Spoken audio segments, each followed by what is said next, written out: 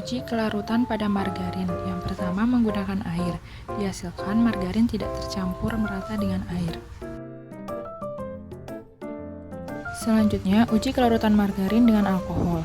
Dihasilkan bahwa margarin tidak dapat larut dengan alkohol.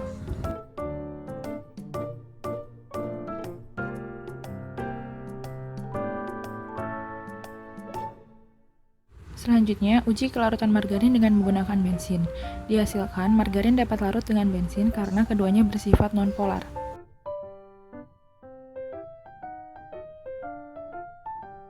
Selanjutnya, uji kelarutan pada suhu panas. Yang pertama, digunakan air panas untuk melarutkan margarin. Dihasilkan bahwa margarin tetap tidak larut dengan menggunakan air panas.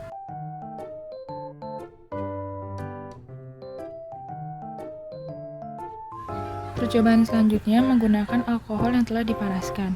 Margarin dilarutkan dengan menggunakan alkohol yang telah dipanaskan. Dan dihasilkan bahwa margarin sedikit lebih larut dalam alkohol yang panas.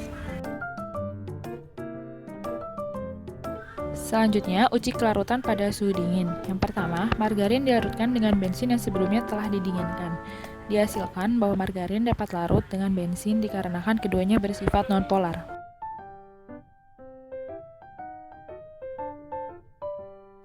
Lalu, selanjutnya margarin dilarutkan dengan menggunakan air yang telah didinginkan.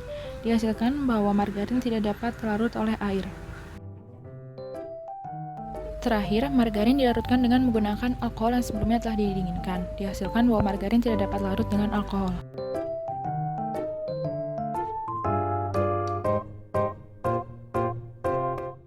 Uji kelarutan minyak goreng dalam air. Terlihat bahwa minyak goreng tidak larut dalam air. Selanjutnya ada uji kelarutan minyak goreng dalam alkohol. Terlihat bahwa minyak goreng tidak larut dalam alkohol. Selanjutnya ada uji kelarutan minyak goreng dalam bensin. Terlihat bahwa minyak goreng larut dalam bensin. Selanjutnya ada uji kelarutan minyak goreng dalam air panas. Terlihat bahwa minyak goreng tidak larut dalam air panas. Lalu ada uji kelarutan minyak goreng dalam alkohol dengan suhu tinggi. Terlihat bahwa minyak goreng tidak larut dalam alkohol dengan suhu tinggi. Lalu ada uji kelarutan minyak goreng dalam air dingin. Terlihat bahwa minyak goreng tidak larut dalam air dingin. Kemudian ada uji kelarutan minyak goreng dalam alkohol dengan suhu rendah. Terlihat bahwa minyak goreng tidak larut dalam alkohol dengan suhu rendah. Lalu ada uji kelarutan minyak goreng dalam bensin dengan suhu rendah. Terlihat bahwa minyak goreng larut dalam bensin dengan suhu rendah.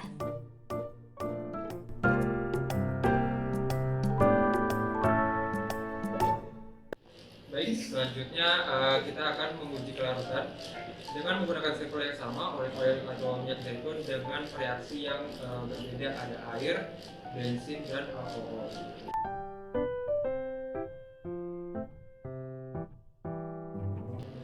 Selanjutnya kita lihat di dalam air.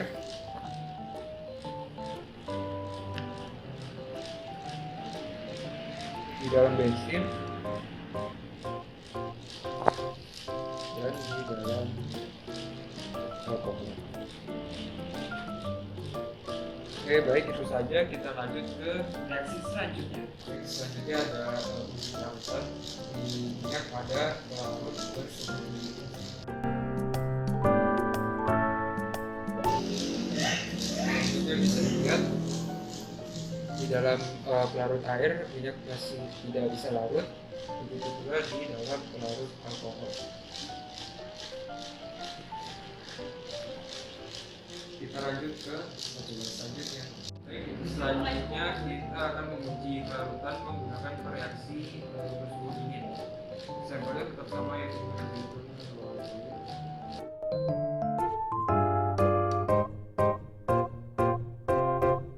dilihat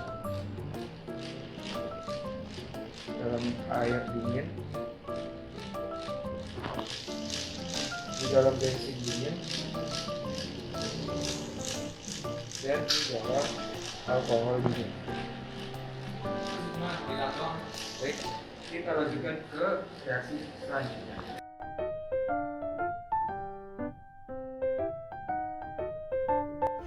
Uji emulsi pada suhu ruang. Yang pertama menggunakan putih telur. Margarin yang diemulsi menggunakan putih telur menunjukkan emulsi stabil.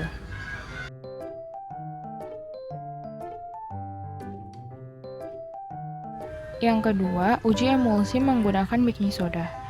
Margarin yang diemulsi menggunakan baking soda menunjukkan emulsi yang tidak stabil.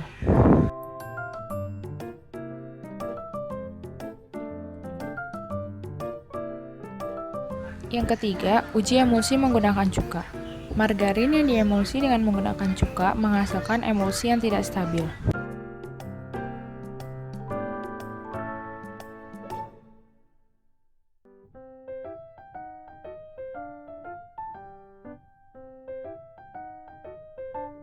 Terakhir, uji emulsi dengan menggunakan sabun. Margarin yang diemulsi menggunakan sabun menghasilkan emulsi yang bersifat stabil. Uji emulsi pada suhu panas. Yang pertama digunakan cuka yang sebelumnya telah dipanaskan. Margarin diemulsi dengan menggunakan cuka panas. Dihasilkan emulsi yang tidak stabil.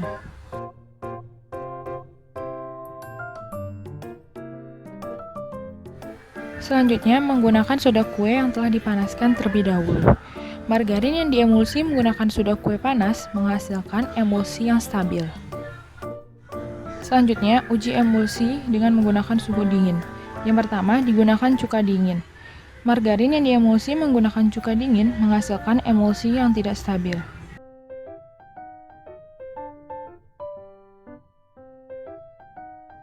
Selanjutnya, uji emulsi menggunakan soda kue yang telah didinginkan.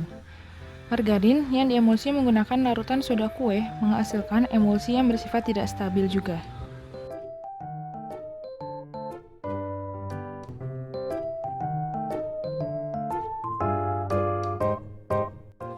Uji emulsi minyak goreng dengan putih telur.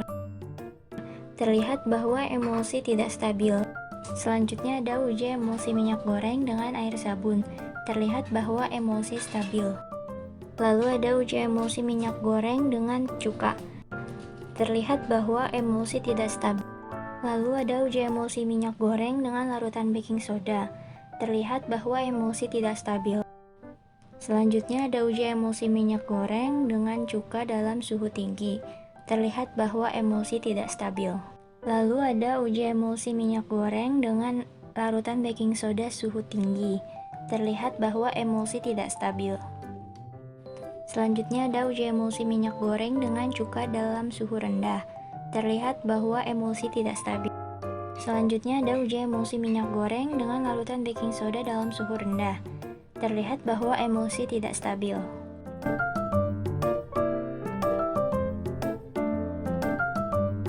Baik, selanjutnya kita akan melakukan uji reduksi dengan metode yang sama, yaitu polimer dengan reaksi air sabun, air baking soda, cuka, dan putih telur.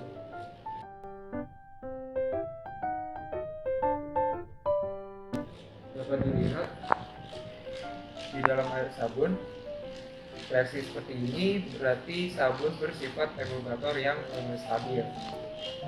Di dalam baking soda, air baking soda, ya, minyaknya tidak larut, berarti emulgator tidak stabil.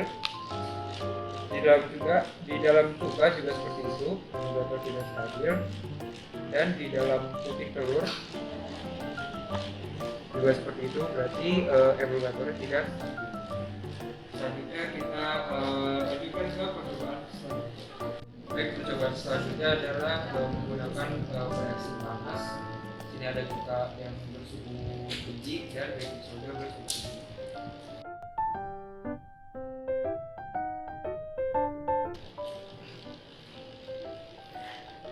Bisa dilihat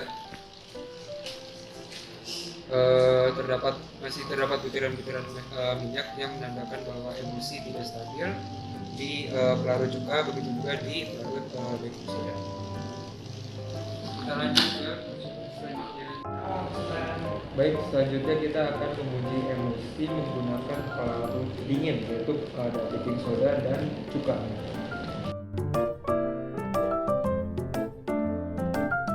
Selanjutnya bisa dilihat hal ini menandakan emulsi dari pelarut ini belum stabil. Begitu juga dengan cuka.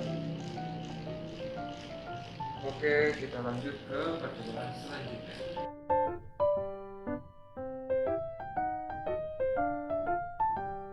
Uji ketidakjenuhan lipid, di sini digunakan margarin cair yang diuji dengan menggunakan betadin. Dihasilkan warna iodin yang menghilang yang menandakan sampel mengandung asam lemak tak jenuh.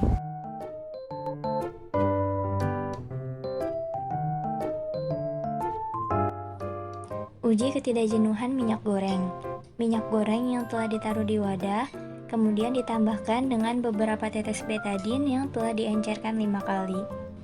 Dapat kita lihat bahwa masih terdapat warna betadin yang menandakan bahwa minyak goreng merupakan lemak jenuh.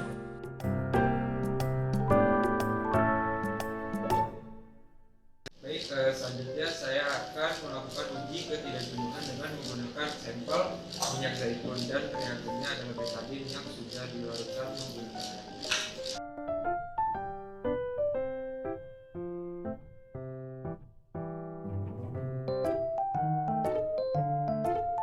Karena masih terdapat titik-titik betadinnya, maka sampel minyak zaitun ini adalah sampel yang jenuh.